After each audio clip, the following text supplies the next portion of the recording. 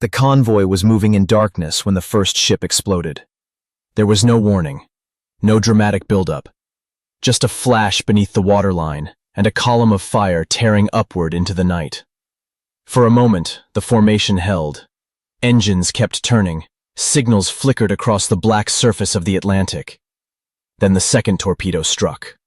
Within minutes, order dissolved into confusion. Merchant ships tried to maintain position while escorts raced toward the flashes, unsure where the attack had come from. Radio calls overlapped, searchlights cut through smoke. Men abandoned burning decks into freezing water that would kill them long before rescue arrived. The ocean swallowed wreckage and voices with the same indifference. This was not a battle in the traditional sense. There were no front lines, no dramatic maneuvers, no clear victory or defeat.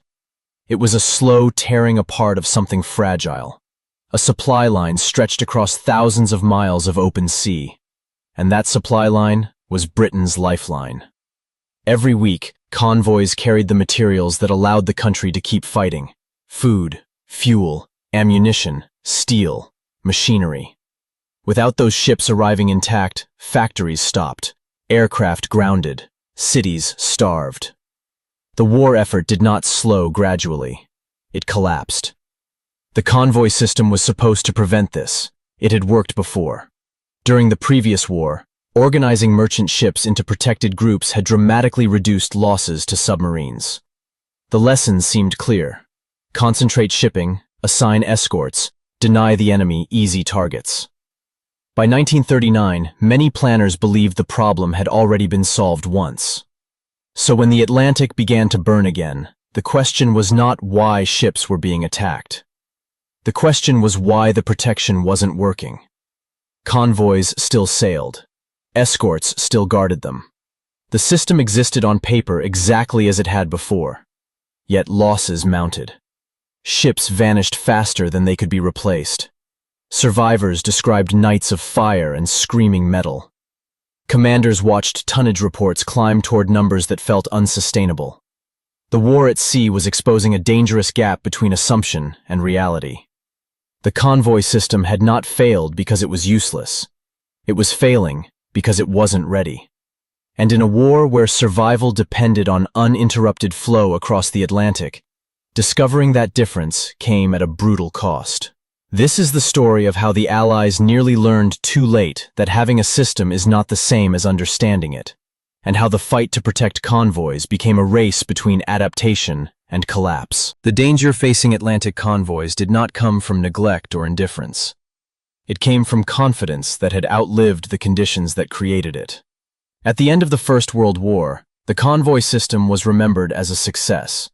When merchant shipping had been organized into escorted groups, submarine losses dropped sharply. The lesson seemed decisive. Concentration and protection worked. By 1918, many naval planners believed they had found a durable solution to the submarine threat. But peace changed priorities. The decades between wars were shaped by economic strain and political hesitation. Naval budgets shrank. Governments assumed that another industrial war on the same scale was unlikely. Ships designed for fleet battles were maintained, but specialized escort forces, the unglamorous guardians of merchant traffic, received far less attention. Training programs slowed.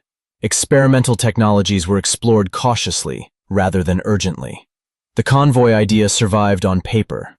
The machinery needed to sustain it did not. Meanwhile, submarine warfare evolved. German naval planners studied the previous conflict carefully. They concluded that attacking individual ships had been inefficient. Future success would require coordination.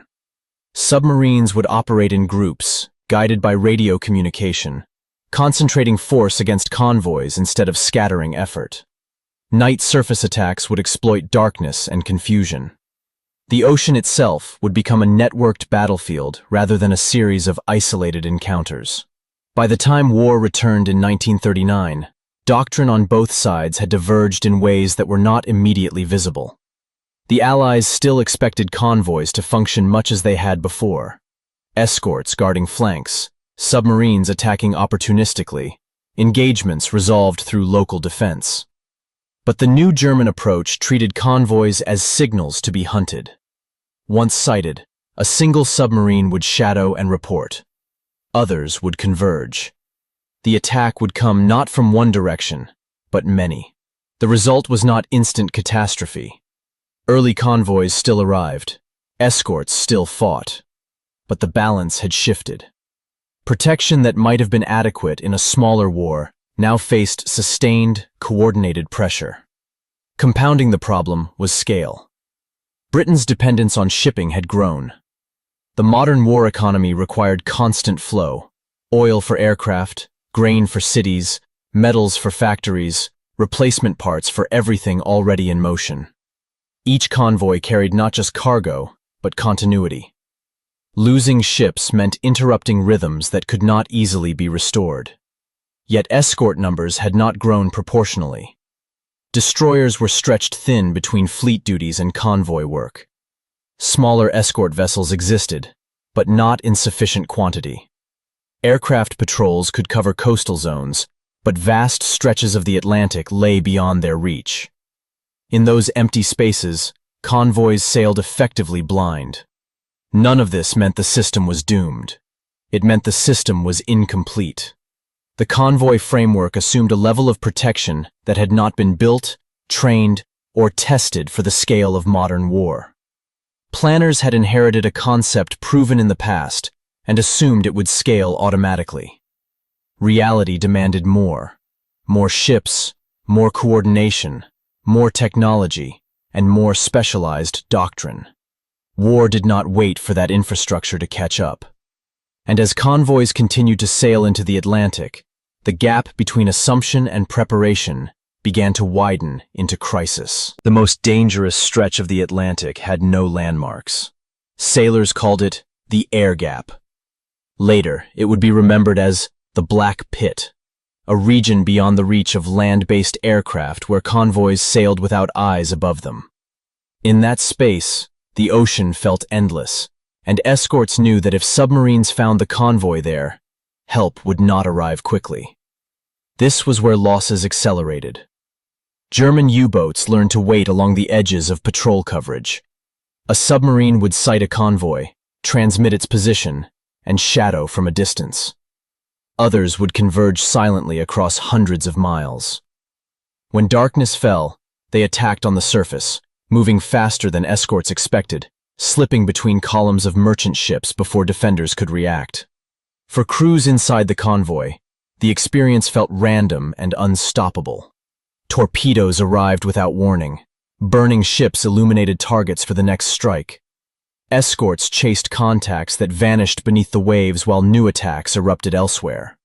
Survivors described the sensation of being hunted inside a formation that could not scatter and could not outrun what pursued it. The psychological effect was as dangerous as the material loss. Merchant sailors understood the odds. They crossed knowing that rescue in mid-ocean was uncertain, and survival in freezing water measured in minutes. Escort crews worked under constant strain, aware that every convoy asked them to defend more ships than they could fully protect. Commanders watched tonnage reports climb and wondered how long the system could absorb the damage. But inside the crisis, learning accelerated. The first adaptation was organizational. Instead of treating escorts as interchangeable attachments, navies formed dedicated escort groups that trained and fought together. Crews began specializing in anti-submarine warfare rather than dividing attention between fleet operations and convoy duty. Familiarity bred coordination. Ships learned how their partners moved, how they communicated, how they reacted under pressure. Technology followed. High-frequency direction finding, known as HFDF, allowed escorts to detect submarine radio transmissions and estimate their location. Radar improved night detection, reducing the advantage U-boats held after sunset. Sonar techniques evolved from passive listening into active pursuit. None of these tools worked perfectly, but together, they shrank the invisibility submarines relied upon. Air power expanded the perimeter. Longer-range patrol aircraft pushed coverage deeper into the Atlantic. Escort carriers, Small ships built to carry a handful of planes sailed directly with convoys, providing continuous reconnaissance where land bases could not reach. For the first time, submarines entering the air gap faced the risk of being seen from above. The shift was gradual, but its effect was cumulative. Escorts stopped thinking purely in defensive terms. Instead of waiting for attacks, they began hunting. When intelligence or radio intercepts suggested submarines nearby, escort groups maneuvered aggressively, forcing U-boats to evade rather than concentrate. Convoys became moving fortresses with a growing outer screen. German crews noticed the difference. Where submarines once operated with relative freedom, they now faced layered detection. Attacks required greater coordination and carried higher risk. Boats that lingered too long risked being tracked and counterattacked. Losses mounted. The hunters found themselves hunted. The turning point was not a single battle. It was a change in momentum. Shipping losses, which had climbed toward crisis, began to stabilize. Convoys still suffered attacks, but escorts increasingly disrupted wolfpack tactics before they could fully form.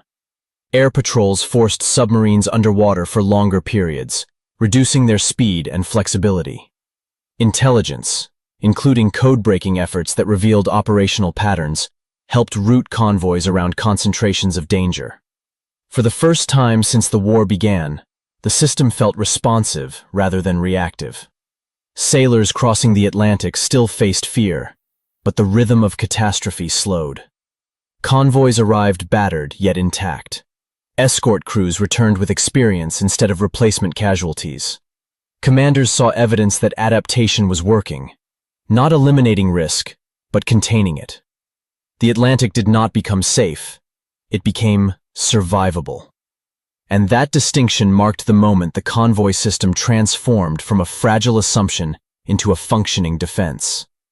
The ocean was still contested, but it was no longer slipping out of Allied control. Learning had closed enough of the gap to prevent collapse. The war at sea continued, but the balance had shifted. Not because a miracle weapon appeared, not because the enemy weakened suddenly, but because a system under pressure finally grew into the scale of the war it was fighting. When the convoy system stabilized, the change did not feel dramatic. There was no moment when the Atlantic suddenly became quiet. Ships still burned, sailors still died. Escorts still fought exhausting nights against contacts that might or might not be real. But the rhythm of loss shifted from crisis to endurance. Convoys began arriving more consistently than they disappeared. That consistency mattered more than any single engagement. Modern war depends on flow. Materials arriving on schedule, factories operating without interruption, armies supplied faster than they consume. Once shipping stabilized, the Allied war effort regained predictability. Industrial planning stopped reacting to emergency shortages and returned to expansion. Britain, which had been forced to measure survival in tonnage reports, could finally think beyond the next month. The accumulation of experience accelerated.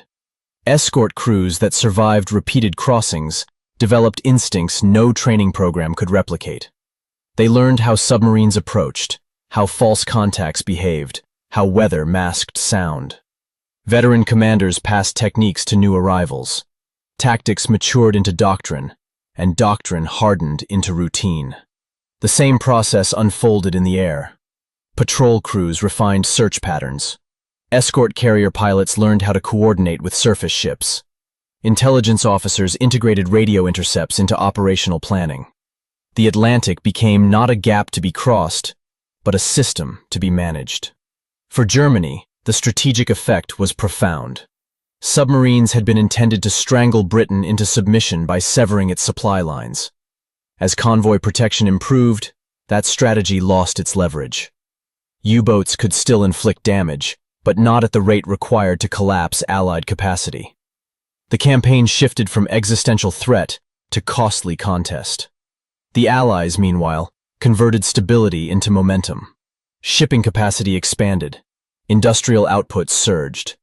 The resources flowing across the Atlantic supported not only defense, but preparation for future offensives. Armies assembling in Britain depended on uninterrupted transport. Every vehicle, every crate of ammunition, every barrel of fuel represented a convoy that had arrived intact. The stabilization of shipping made large-scale operations possible. It also changed perception. Merchant sailors and escort crews still faced danger, but they no longer sailed with the same sense of impending disaster. Confidence returned gradually. Convoys were seen not as desperate gambles, but as routine operations guarded by a system that was learning how to protect itself. Importantly, the Atlantic never became irrelevant.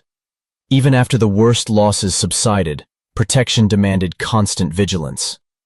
Submarines adapted in response, introducing new tactics and technologies. Each innovation forced another round of countermeasures. The convoy system remained a living organism, evolving as threats evolved. But the balance of initiative had changed. Instead of reacting to collapse, Allied planners managed a contest they expected to win over time. Shipping losses were absorbed and replaced. Escorts expanded faster than submarines could be built. Experience compounded on one side, while attrition drained the other. The impact of adaptation was not a sudden victory. It was the restoration of continuity. And in a war defined by scale, continuity was victory's foundation. After the war, the Battle of the Atlantic was remembered not as a single campaign, but as a lesson in modern survival. It revealed something uncomfortable about industrial warfare. Logistics is not a background function. It is a battlefield. Nations do not collapse only when armies are defeated. They collapse when supply systems fail quietly, far from headlines, until nothing can move. The convoy struggle forced planners to confront that reality in real time. What nearly failed was not courage, nor technology, nor commitment. It was the assumption that a system proven once would automatically scale to a larger war. The early Atlantic crisis exposed how fragile that belief could be. Success in the previous generation had created confidence, and confidence delayed preparation. The ocean punished that delay without mercy. Yet the same system that faltered survived because it adapted. Convoys did not disappear. They evolved. Escort forces specialized. Technology integrated. Doctrine caught up with threat. The lesson was not that the original idea was wrong, but that ideas require maintenance. Systems must grow with the pressures placed upon them, or they become historical artifacts mistaken for solutions. This insight extended far beyond the Atlantic. Post-war militaries studied the campaign as an example of iterative survival. It showed how organizations learn under fire, imperfectly, expensively, but decisively. The convoy system became a model for layered defense, joint coordination, and the integration of intelligence into operations. Future planners understood that protection could never remain static. It had to anticipate the next adaptation before crisis forced it. For those who sailed the convoys, the legacy was simpler.